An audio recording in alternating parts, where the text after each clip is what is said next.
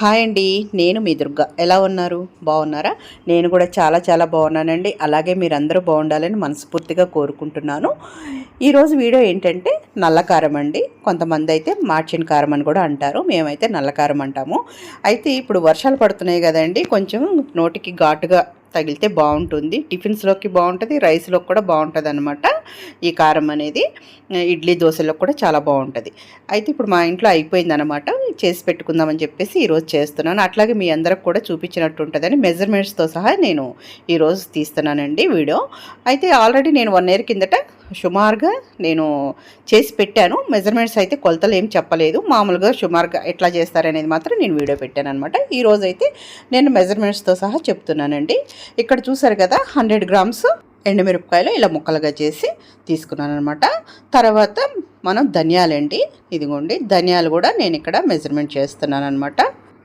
చూసారు కదండి, 40 గ్రాములు అయితే ధనియాలు వచ్చినాయి అనమాట. చూసారుగా, సుమారుగా అయితే ఇంత అయితే సరిపోతుంది, 40 గ్రాములు అనమాట. ఓకేనా. ఇప్పుడు చింతపండు అండి, నీట్గా చింతపండు కూడా క్లీన్ చేసేసుకోవాలి. పీసులు కానీ లేకుంటే గింజలు కానీ అలాంటివి ఏమి లేకోకుండా నీట్గా క్లీన్ చేసేసుకుని అది కూడా మెజర్మెంట్ చేసేసుకుందాము. 45 గ్రామ్స్ వచ్చిందండి. చూసారు కదా. ఇప్పుడు గల్లుప్పు అండి, చూసారు కదా, గల్లుప్పు కూడా మనం మెజర్మెంట్ చేసేసుకుందాము. ఒక 50 గ్రామ్స్ అయితే గల్లుప్పు పడుతుంది, ఎందుకంటే చింతపండు కూడా వేస్తున్నాం కాబట్టి కొంచెం ఎక్కువ పడుతుంది ఉప్పు. ఇదిగోండి చూసారు కదా, 2 గుప్పిళ్ళు అయితే కరివేపాకు. చూసారుగా, శుభ్రంగా కడిగి ఆరబెట్టేసేసుకోండి తడి లేకోకుండా. ఇప్పుడైతే ఒక పెద్ద సైజు వెల్లుల్లిపాయ అనమాట, పాయ మొత్తం వేసేసుకోవాలి. అవి కూడా పైన పొట్టు తీయనవసరం లేదండి, ఊరికినట్లా విడివిడిగా చేసుకుంటే సరిపోతుంది. ఇప్పుడు ఒక 2 స్పూన్లు, పెద్ద స్పూన్తో 2 స్పూన్లు జీలకర్ర వేసుకోండి. ఇప్పుడు నేను 1/2 స్పూన్ కంటే చాలా తక్కువ అనమాట, ఆ స్పూన్తో నేను చూపించాను. ఒక 2 స్పూన్లు పెద్ద స్పూన్తో వేసుకోండి జీలకర్ర. ఆ ఫ్లేవర్ బాగుంటుంది, వెల్లుల్లిపాయదిను జీలకర్ర ఫ్లేవర్ అనేది చాలా బాగుంటుంది అనమాట. ఓకేనా. ఇవ్వండి మెజర్మెంట్స్. మనకి ఎండుమిరపకాయలు ఘాటు ఎక్కువ ఉంటే కనుక కొంచెం చింతపండు మాత్రం, ఉప్పు చింతపండు కూడా అడ్జస్ట్ చేసుకోవచ్చు లాస్ట్లో. ఓకేనండి. ఇప్పుడైతే ఒక స్పూను నేను స్టవ్ వెలిగించేసి బాండి పెట్టుకొని ఒక స్పూను ఆయిల్ వేసేసుకున్నానండి. పెద్ద గరిటెతో వేసేసుకున్నాను, స్పూన్ కాదు గరిటెతో వేసుకున్నాను. వేసుకొని ఎండుమిరపకాయలు మొత్తం కూడా సిమ్కి హైకి మధ్యలో పెట్టుకొని మనం ఫ్రై చేసుకోవాలి. ఇవి కొంచెం ఫ్రై అయిన తర్వాత ధనియాలు వేసుకుందామండి. చూసారు కదా, మరీ ఎక్కువ ఫ్రై అవసరం లేదనమాట, ఎందుకంటే మరి ధనియాలు కూడా మరి వేగాలి కాబట్టి 2 ఈక్వల్గా వేగుతాయి. ముందు కొంచెం ఎండుమిరపకాయలు కొంచెం ఫ్రై చేసుకోండి. ఓకేనా. ఇదిగోండి, మనం వేసిన కాడి నుంచి కూడా కలుపుతూనే ఉండాలండి, లేకుంటే కొన్ని వేగుతాయి కిందవి, పైన వేగవన్నమాట. అందుకనే ధనియాలు కూడా కొంచెం వేగిన తర్వాత మనం కరివేపాకు కూడా వేసేసుకుందాం. కరివేపాకులో తడి లేకుండా చూసుకోండి, చక్కగా కడిగేసి ఫ్యాన్ గాలి కింద ఆరబెట్టుకుంటే సరిపోతుంది. చూసారు కదా, వేసిన తర్వాత నుంచి నేను కలుపుతూనే ఉన్నాను. ఈ విధంగా వేగితే సరిపోతుంది. చూసారు కదండి, మరీ మాడనవసరం లేదనమాట. ఇదిగోండి చూసారు కదా, నల్లకారం అన్నాం కదా అని ఓహంకు ఎక్కువ మాడనవసరం లేదు. ఈ విధంగా వేగితే సరిపోతుంది అనమాట. కొంచెం గోరెచ్చగానే ఉండగానే మనం గ్రైండింగ్ చేసేసుకుందాం. మరీ చల్లగా అయిందనుకోండి తొందరగా మెత్తగా అవ్వవు అనమాట ఎండుమిరపకాయలు అనేది. ఓకేనా. కొంచెం గోరెచ్చగా ఉండగానే మనం ఫ్రై చేసేసుకుందాం.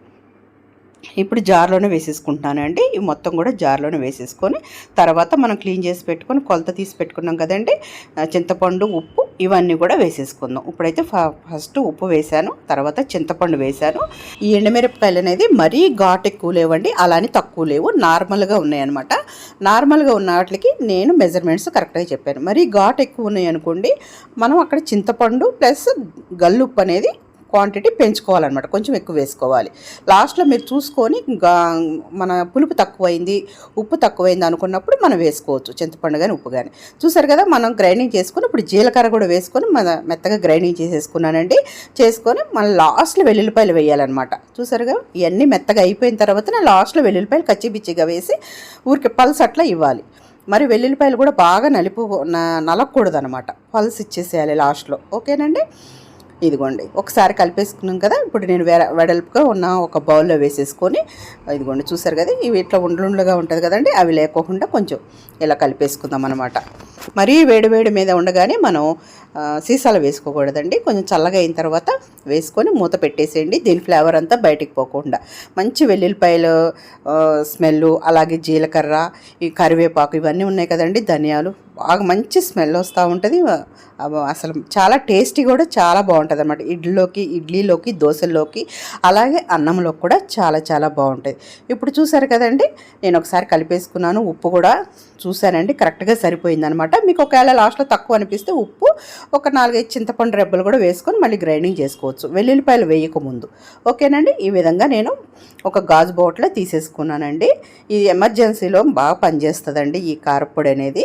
చూసారు కదా, ఇప్పుడు ఇది వేడివేడి అన్నంలో మనం నెయ్యి వేసుకోవద్దండి. వేడివేడి అన్నంలో ఈ కారపొడి వేసుకొని పల్లి ఆయిల్ కానీ నువ్వుల నూనె కానీ వేసుకొని తినండి, చాలా చాలా బాగుంటుంది.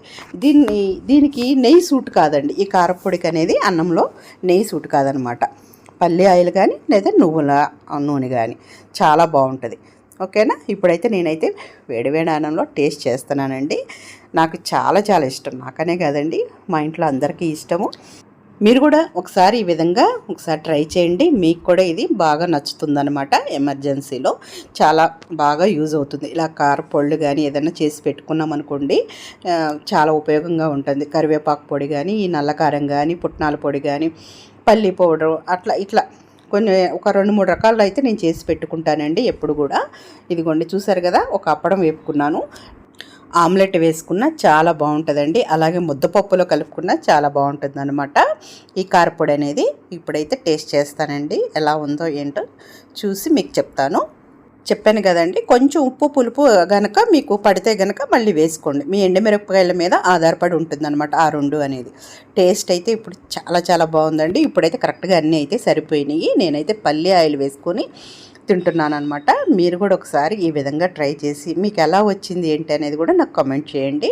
చాలా చాలా బాగుంటుందండి ఈ నల్ల కారం అనేది. కొంతమంది అయితే మార్చిన కారం అని కూడా అంటారు కాబట్టి ఓకేనా, మీరు ఎలాగైనా పిలుచుకోండి. ఓకేనా, ఇదైతే అసలు సిసలైన నల్ల కారం అనమాట. ఓకేనా, ఇదేనండి ఈరోజు వీడియో. ఎలా ఉంది, మీకు నచ్చిందా? మీకు నచ్చినట్టయితే నా ఛానల్ని సబ్స్క్రైబ్ చేసుకోండి, లైక్ చేయండి, షేర్ చేయండి. అలాగే మీ మంచి మంచి కామెంట్స్ని కూడా నాకు తెలియజేయండి. ఓకేనా, బాయ్ అండి.